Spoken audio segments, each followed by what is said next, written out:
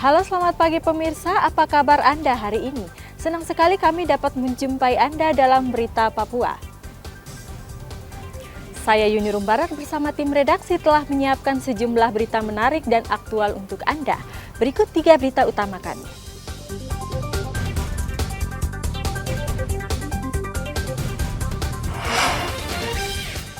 Setahun disandera kelompok kriminal bersenjata, pilot Susi Air asal Selandia Baru minta bantuan obat. Cuaca buruk di Merauke, ratusan kapal kargo takut melaut.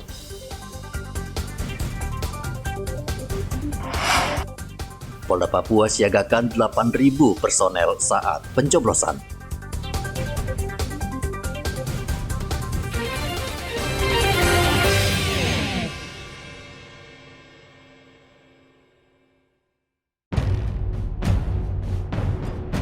Kelompok kriminal bersenjata kembali merilis video pilot Susi Air milik Mark Mertens yang sudah setahun disandera kelompok kriminal bersenjata pimpinan Egyanus Kogoya di Kabupaten Duga, Provinsi Papua Pegunungan.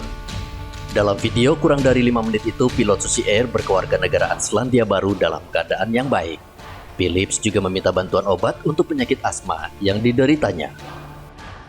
I just met with the commandant. He's come here. I was able to send a message the other day, and now he's able to take a video, and he'll send it later when he has some internet. But I'm okay. They're treating me well. I'm trying to stay positive, and I hope that you and Jacob are healthy and doing okay and getting support. Later when we meet again, the commandant says that we can try to make a phone call over the Wi-Fi if you're available. I hope. And I love you both lots, miss you both lots, and I hope to be able to talk with you soon. Bye. Sementara itu, Duta Besar Selandia Baru Kevin Jeffrey Burnett di kota Jayapura melakukan pertemuan tertutup dengan Kapolda Papua Irjen Matius Fakiri dan Pangdam 17 Cendrawasih Maijen Ishak Pangemanan.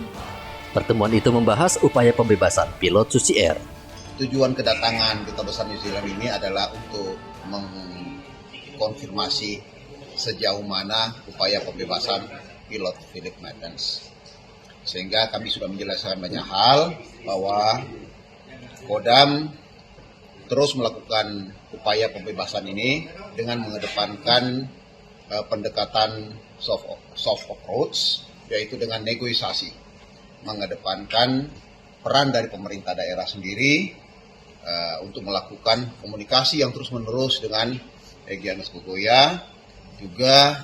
Kami juga mengedepankan peran dari masyarakat, peran dari gereja, peran dari adat untuk terus berkomunikasi karena kami tidak menginginkan adanya korban-korban lagi. Pemerintah Selandia Baru, New Zealand itu masih mengakui kedaulatan negara Republik Indonesia, sehingga dia tentunya juga tidak memberikan dukungan terhadap yang selama ini mungkin ada berita di luar tentang apa yang disampaikan oleh Benny Wenda, Sebi Sembong. Itu semua berita-berita yang tidak berdasar.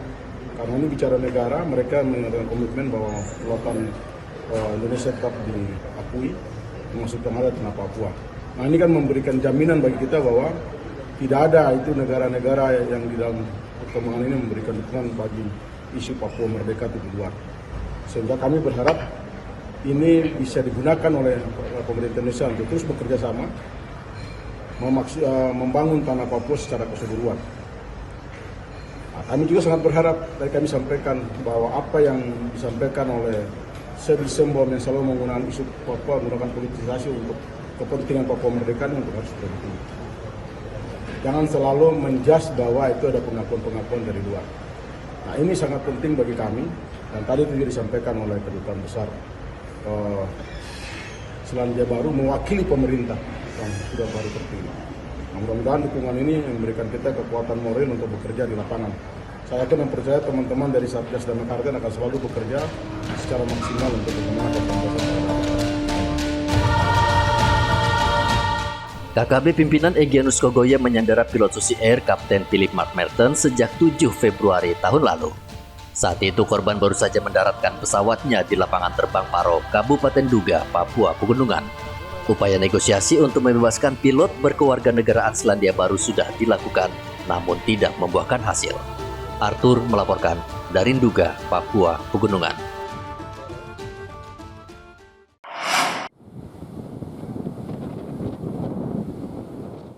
Cuaca buruk yang melanda perairan wilayah Papua Selatan sejak Januari hingga saat ini menyebabkan kapal kargo yang membawa sembako ke kawasan terjauh terpaksa berhenti beroperasi.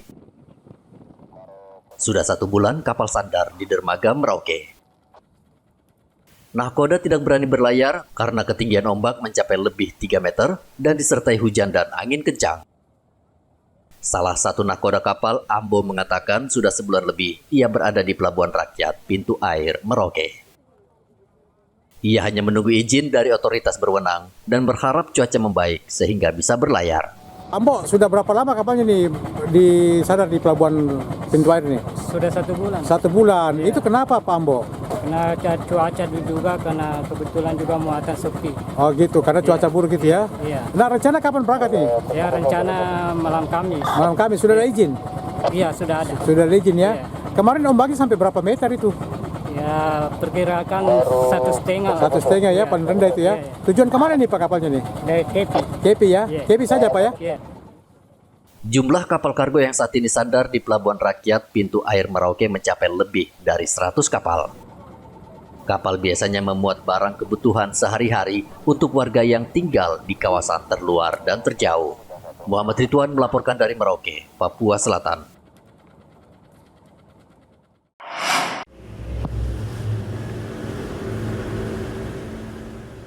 Kapten kapal penangkap ikan yang terbakar di sambar petir hingga saat ini belum ditemukan.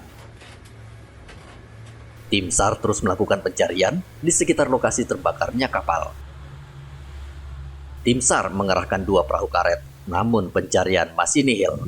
Kecelakaan kapal Bayu Sentosa 3 yang terbakar di perairan Amar dengan jumlah korban 13, 12 orang sudah ditemukan selamat dan dievakuasi ke Dobo dan 1 orang masih dalam pencarian.